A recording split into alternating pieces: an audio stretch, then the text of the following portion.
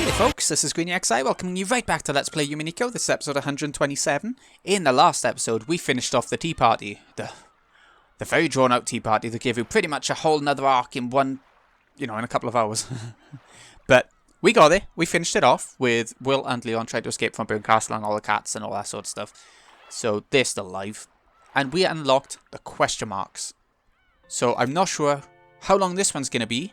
Will it be another arc in one? Or will it just be like a 20-minute thing?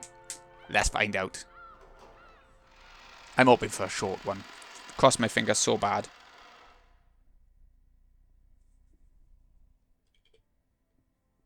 Sorry, I just forgot that. I forgot that I didn't max the screen. Oh well.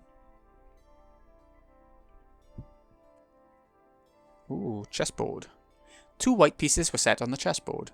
The countless black pieces surrounding them were now just packed together, not even placed on the squares. Burncastle tipped the 2 white pieces over and took them off the board.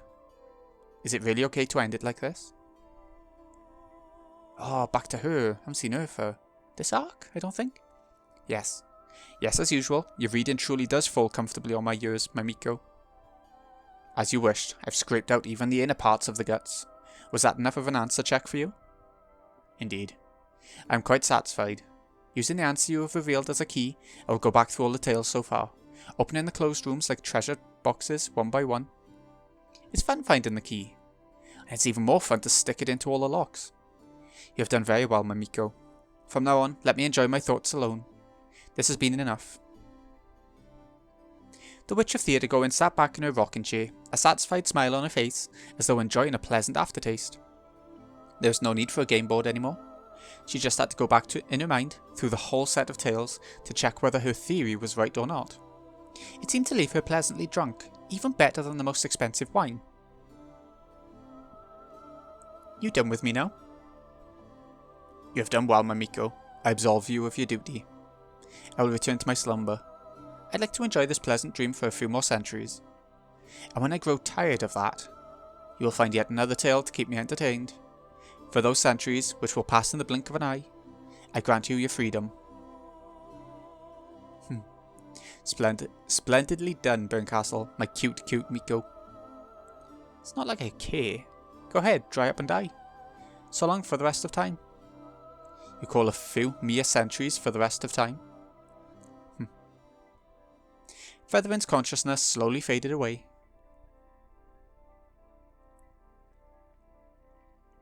So she's got the answers she wants. As the owner of the study's slumber grew deeper, the lights about the room slowly darkened. Good night forever. Aurora.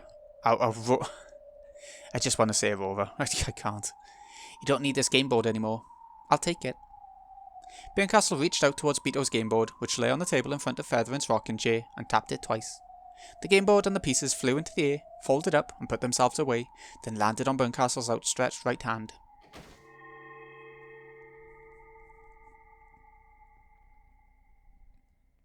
I still haven't had a chance to do any real game mastering. I just did Beeto's funeral. That and tearing out the guts. I still haven't done anything. Burncastle's smile twisted evilly. Then the game board floated up once again, and a world unfolded itself above Burncastle's palm. Ooh.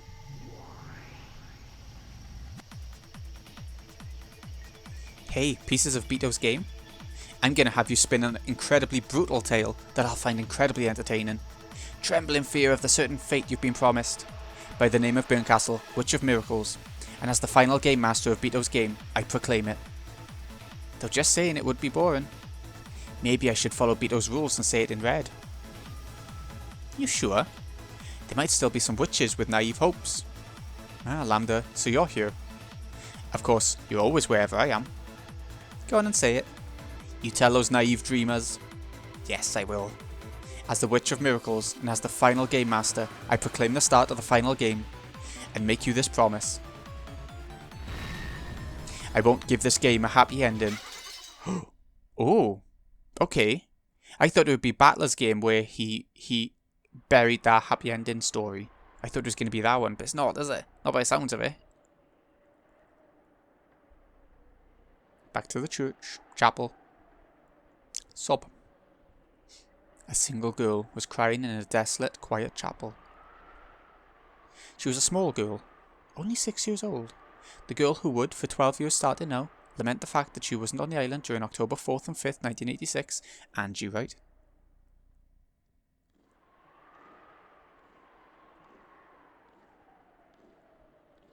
Then, a single man appeared. The man noticed the girl, walked up to her quietly, tried not to scare her, and put his arms gently around her shoulders. Oni-chan. I've been looking for you, Angie. Oh, he's been missing, hasn't he? I've missed him. The girl jumped into her big brother's chest and started crying again. What's wrong? Why are you so sad? Today, a kid in class bullied me. He said the people on TV were saying Mom had ties to bad people. So he said that Mom and Dad were the culprits, and that they probably killed everyone. I asked Aunt Eva, hoping she'd say it wasn't true, but she didn't say anything. Mom and Dad aren't bad people, right? Right? Poor kid. Everyone keeps saying whatever they like about what might have happened on that island on that day. Sit over here. Okay.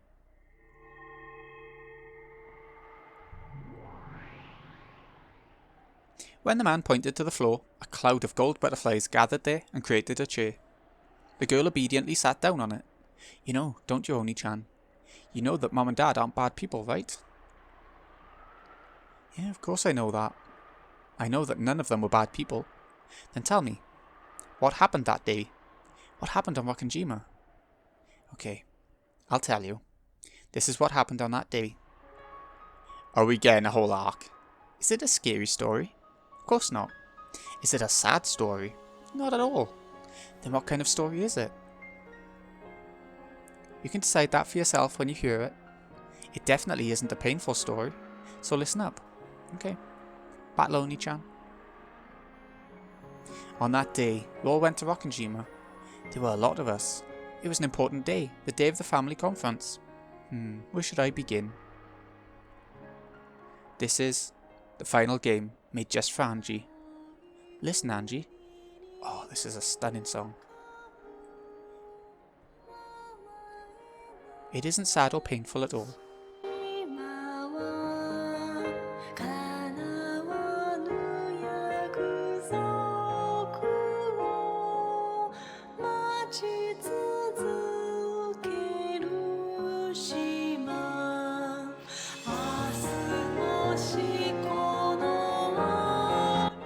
Oh, that is a stunning song, really is. Like peaceful and happy, and that's so nice compared to a lot of the rest of the soundtrack.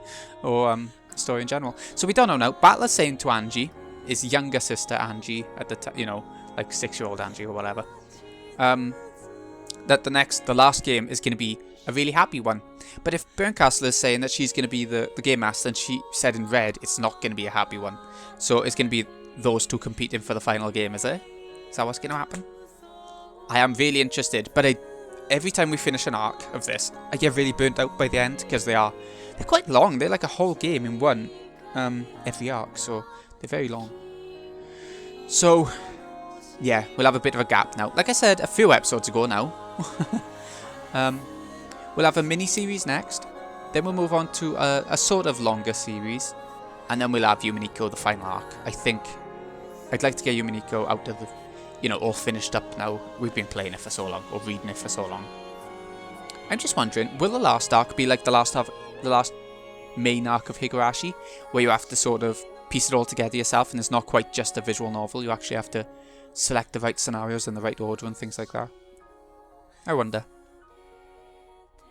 Die. David.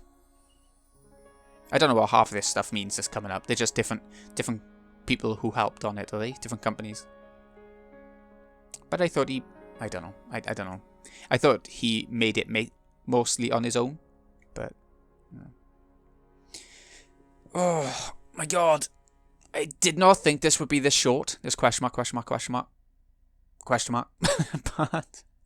I thought it was going to be a bit longer. But happy days. I'm more than willing to make this episode a shorter one. That's all we got anyway, so. Yeah, we'll have a bit more as it goes along anyway. I'll say, like, who's alive, who's dead. He'll probably do that usual thing. Oh, the music stopped. I wonder why. That's weird, isn't it? It's such a nice song as well.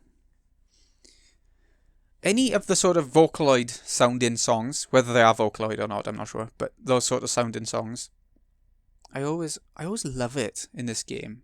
It always fits so well, regardless of which situation it is. So, you know, hobby box. What did you guys think of this arc? I always wonder what other people think. I don't really go on forums and stuff to find this stuff. I don't go on forums at all anymore. I used to be a mod on a Final Fantasy forum, but I quit doing that when it went, you know, really quiet. And nobody went there anymore, hardly, so I just found it a bit pointless. So they got a Discord now. We go there. Okay, that seems to be the end of that one. Is there any more? Addition of new features. Gold merchants prepared a gift to you in commemoration of your stay. Another achievement, brother and sister. Find these new features on the title screen. New features? Is that just the new chapter? Is there more? Ooh, ha! Look at that, Leon and Will.